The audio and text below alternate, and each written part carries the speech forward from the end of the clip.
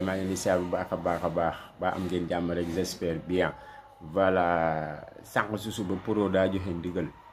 ne ba kenn ñëw fële sa cité kër góor gi waaw ndax comme te ñoo ko fi defoon ñoo ko fi dindi rek du événement ndeysaan waaye teewul am na patriote yi dem mais yi mel ni di ngeen dégg di leen dégg ndigal yi mel ni ba Pro waxee rek ne leen naam waaw parce que loolu dafa baax bu leen topp seen i xir ak seen i bëgg donc comme te ne neel ba kenn ñëw rek ba kenn ñëw voilà à part ça bon waa jooju xaw ma jàmbal xaw ma bëgguma koon a tudd si vidéo vraiment tey daa génnoon ab livre gis nga ni ko yàlla muuree parce que ay kàcc la ay fen la